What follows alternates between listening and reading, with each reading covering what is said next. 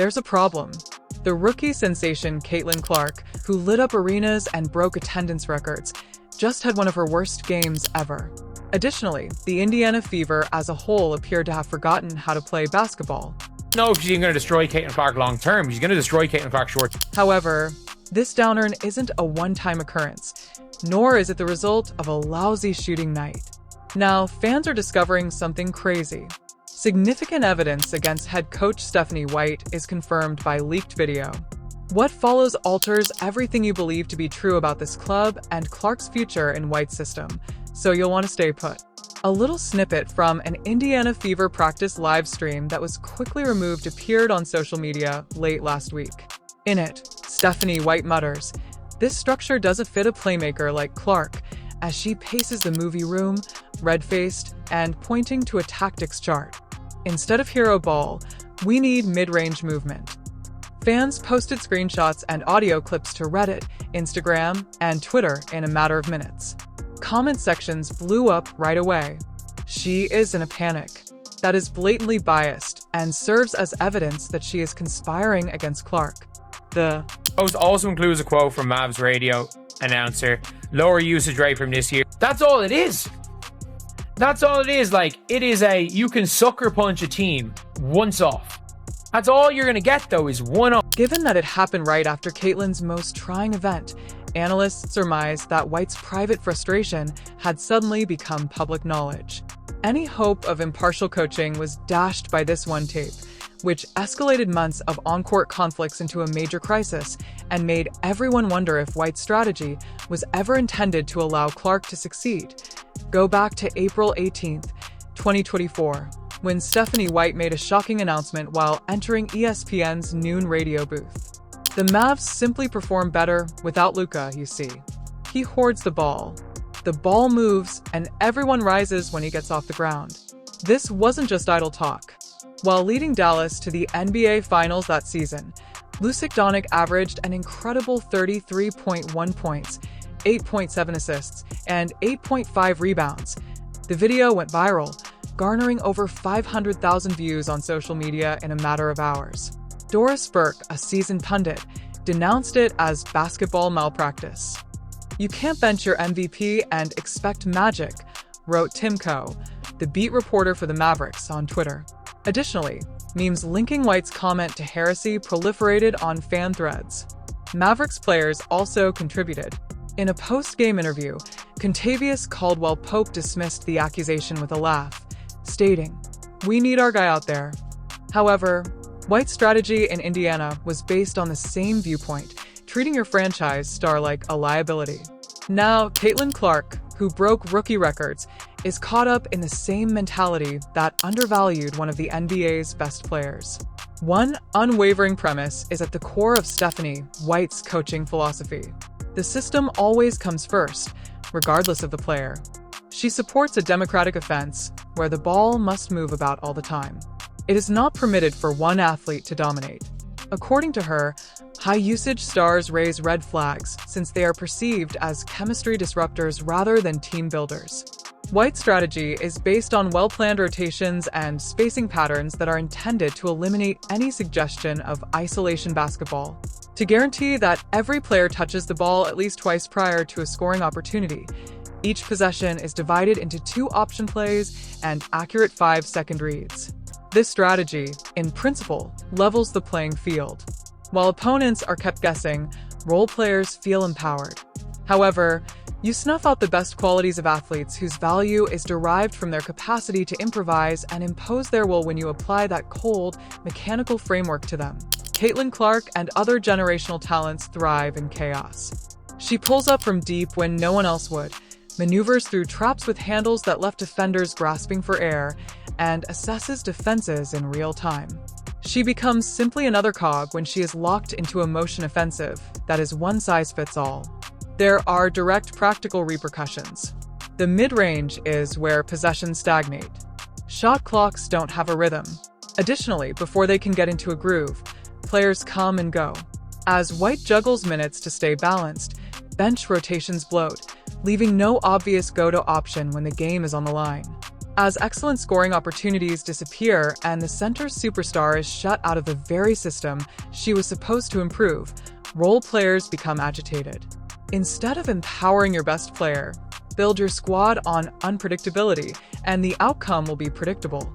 Forced timeouts, dry spells, and growing annoyance both on and off the court. That annoyance is growing in Indiana more quickly than the shot clock. And it all stems from a single, unwavering mentality that prioritizes mathematical perfection over actual basketball brilliance.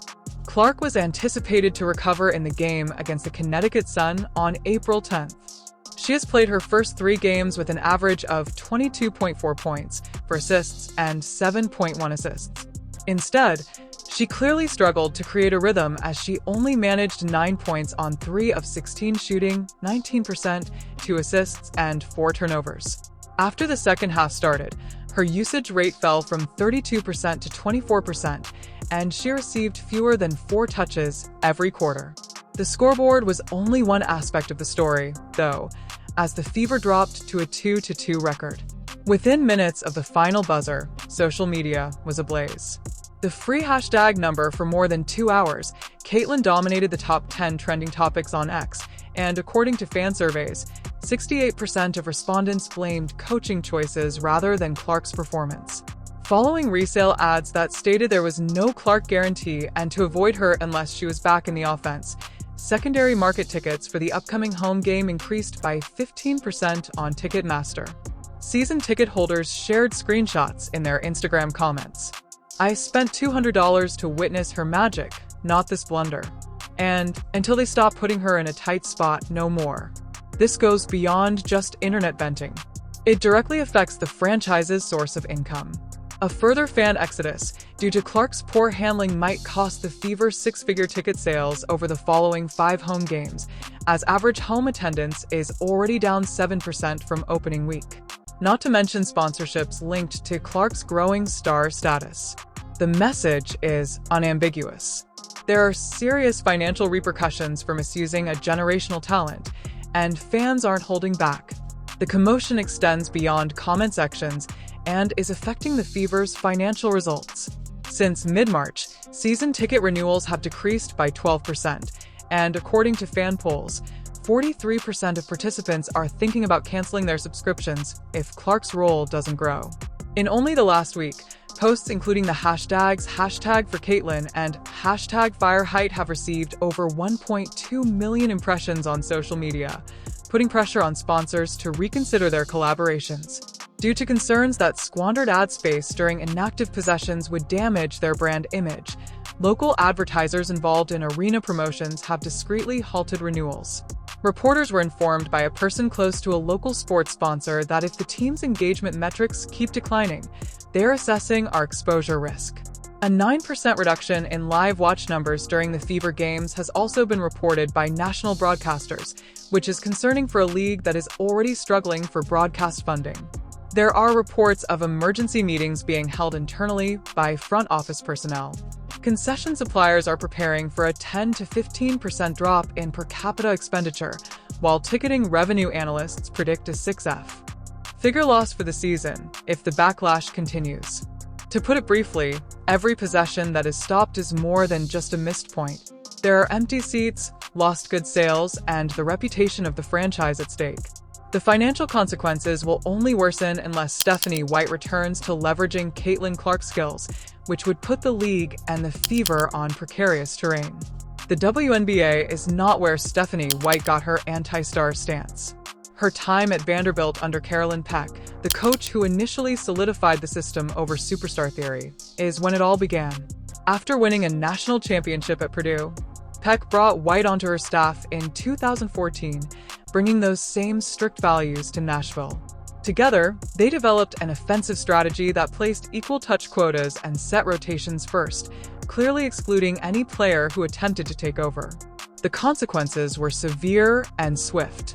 Vanderbilt had the poorest record in program history in the 2014-15 season, finishing with a 723 record. The Chaos offense was criticized by local sports reporters for producing stale possessions and bad shot selection, even though 3 players who had combined for nearly 40 points per game the previous season were brought back. One headline read, "Door derailed by dogma." After privately circulating a petition calling for greater flexibility for their preferred scores, players were faced with the same blatant restriction. No exclusions, no seclusion. In 2015-16, White and Peck doubled down instead of changing direction, advocating for greater ball equality despite growing losses. The Commodores lost all momentum and had a 30% drop in average attendance as they fell to 7-24. Following a home loss to an unranked opponent, campus protests broke out, and local radio stations labeled the staff basketball team's ultimate killers. Both Peck and White were gone by March 2016. Despite the obvious historical evidence that the superstar of Earth systems had failed horribly, White revived the same pattern when she got to Indiana. Now that Caitlin Clark, the WNBA's most talented rookie, has been forced into the same disastrous framework, Nashville's warning signs look uncannily accurate. The catastrophe at Vanderbilt wasn't an isolated incident. Under the guise of schematic purity, it was the first chapter of a mindset that continuously destroys exceptional potential. Furthermore, Clark's potential will continue to be constrained by a playbook that has already demonstrated its inability to win with its greatest players until White rejects that doctrine. The bottom line is as follows. Stephanie White previously said that Luka Doncic wasn't necessary for the Mavericks to succeed. She is currently leading an offense that improves the fever in the absence of Caitlin Clark. Do you spot the trend? This isn't growing pains or rookie jitters.